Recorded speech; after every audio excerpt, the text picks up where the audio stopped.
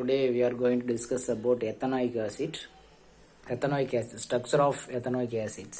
Ethanoic acid உடைய common name வந்து acetic acid. Ethanoic acidங்கிறது IUPAC name. அதோட common name வந்து acetic acid. அதோட structure formula பார்த்தீங்கன்னா CH3 bond C double bond O OH.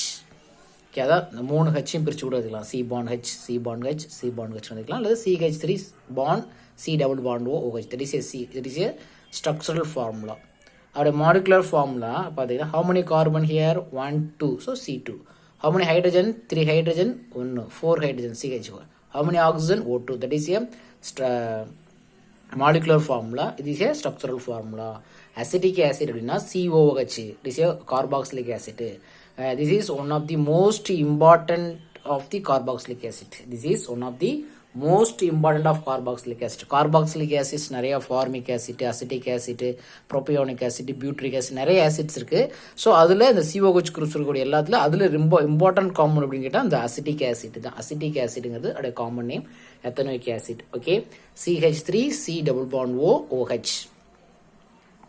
அதோட molecular formula C2H4O2. Manufacture of ethanoic acids. Manufacture of acetic acid.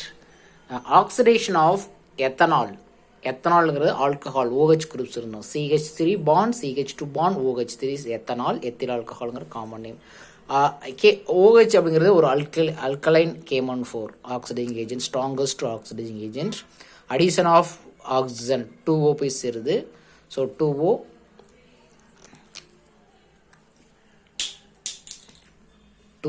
இங்க பாருங்க, இந்த H2 இருக்கக்கூடிய ஒரே ஒரு O. ஸோ வாட்டர் எலிமினேட் ஆயிரும், H2O போயிடும். 2ஓட ஒரு O இப்போ ஆட் ஆகிட்டா CH3 C, இந்த O இப்போ ஆட் ஆகுது இல்லையா, COOH.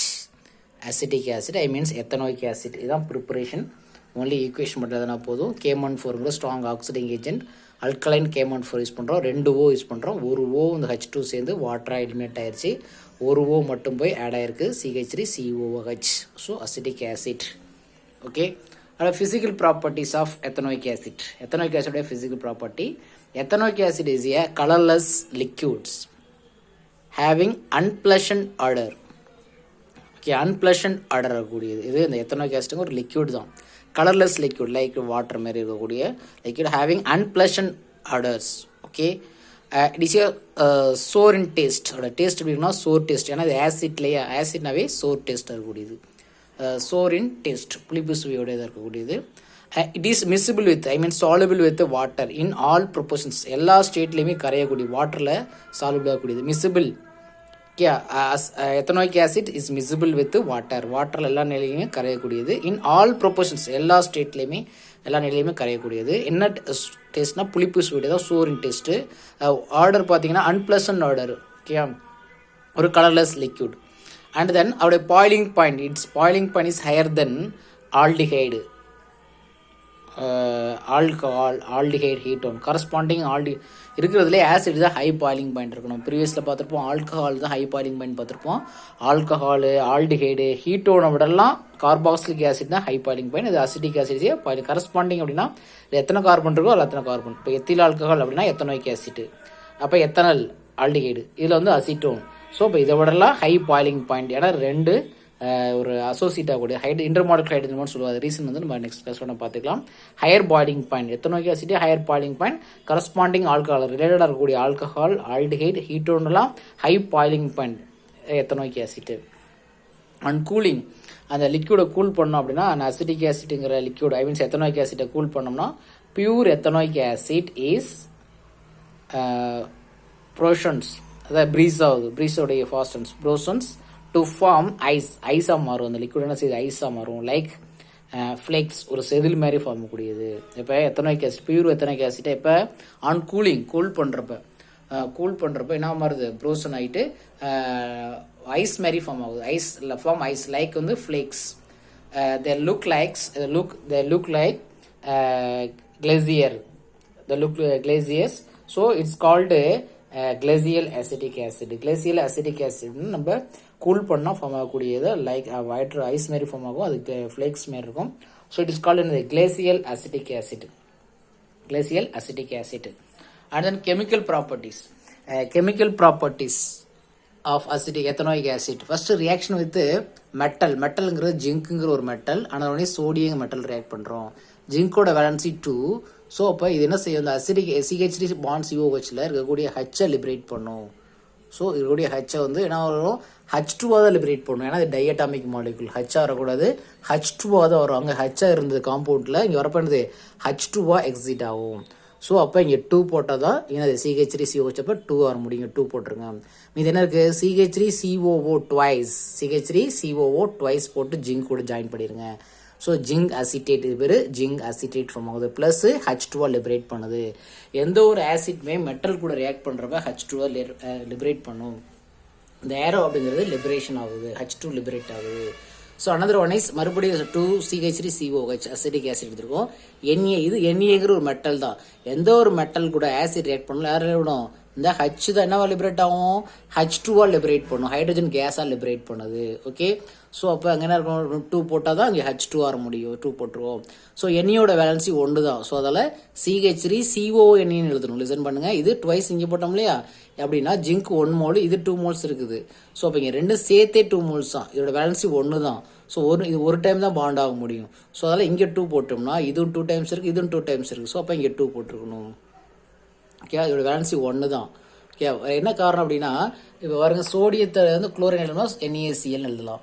அதே ஜிங்க் எழுதுறப்ப ஜிங்க் குளோரைடு தான் எழுதணும். ஜிங்க் வந்து 2 டைம் குளோரைட பாண்ட் ஆகும். ஆனால் சோடியம் எத்தனை டைம் பாண்ட் ஆகும், ஒரே ஒரு டைம் தான் பாண்ட் ஆகும். ஏன்னா வேலன்சி 1. ஸோ அதனால தான் இதுக்கு வந்து 2 அசிட்டேட் வேணும். ஸோ அதனால் இதை மட்டும் 2 எடுத்தால் போதும். இது 1க்கு 2 மோல்ஸ் வேணும். ஆனால் சோடியத்துக்கு ஒரே ஒரு சோடியத்துக்கு 1 மோல் தான் தேவைப்படும். ஸோ நம்ம ஆல்ரெடி நம்ம 2 மோல்ஸ் போட்டிருக்கோம், அப்படி தானே. ஸோ அதெல்லாம் இப்போ NaN 2 போட்டால் தான் CH3 CONE டோட்டலாக 2 moles. Sodium acetate plus H2 gas liberate ஆகுது, மேல் நோக்கி ஆகுது. ஸோ இப்போ metal plus acid, metal plus ஒரு ஆசிட் ஆட் பண்ணுறப்ப என்ன இருக்கணும், ஹைட்ரஜனை லிபரேட் பண்ணும். ஒரு ஆசிடாக இருந்தால், எந்த ஒரு ஆசிடாக இருந்தாலும் ஹைட்ரஜனை லிபரேட் பண்ணும் வித் மெட்டல் கூட. Metal is sodium electropositive metal, zinc கூட ரியாக்ட் பண்ணுது. அதே ethanoic acid reaction with carbonate.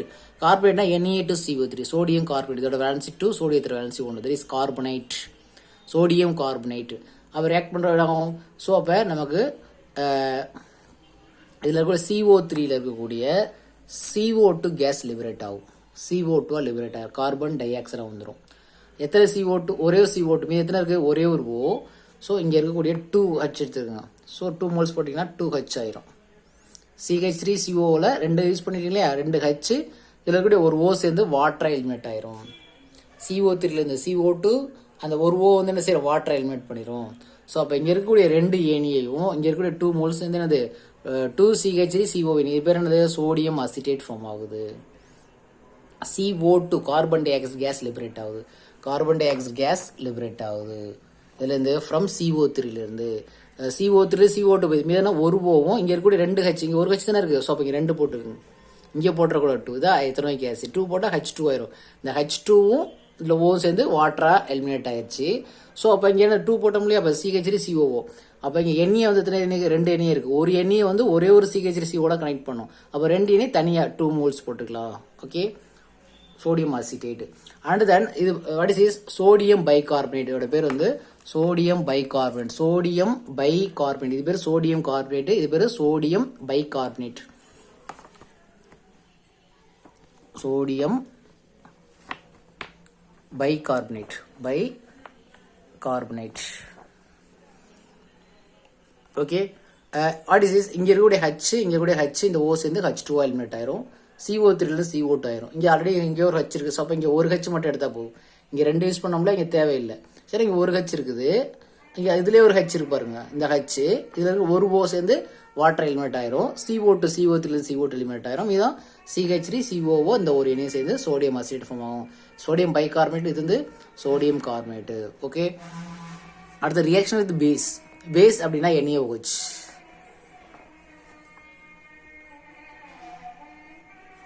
NaOH, இது NaOH small letter, Na sodium hydroxide base.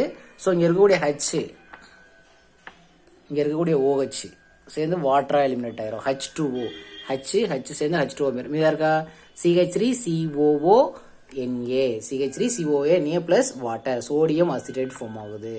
NaOHல அந்த OH இந்த H சேர்ந்து வாட்டர் எலிமெண்ட் ஆயிரும். மீதம் CH3 COO Na.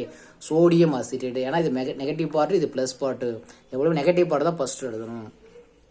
Next reaction with base பார்த்தோமா, மெட்டல் பார்த்தோம், கார்பனேட் பார்த்தோம், பைகார்பனேட் ரியாக்ட் பண்ண பார்த்தோம். நெக்ஸ்ட் என்னது டீகார்பாக்சிலேஷன். டீகார்பாக்சிலேஷன் அப்படின்னா removal of carbon dioxide, CO2 eliminate ஆகும். Removal of carbon di oxide.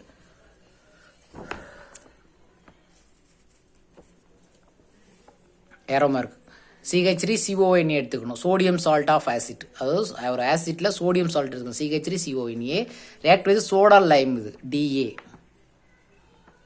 Soda lime யூஸ்க்குங்க, LIME சோடா லைம் எடுத்திருக்கோம். சோடா லைம் அப்படிங்கிறது NaOH 3:1 ரேஷியோவில் இருக்கக்கூடியது. 3 பார்ட் NaOH 1 பார்ட் CO எடுத்து சோடா லைம் எடுத்திருக்கோம்.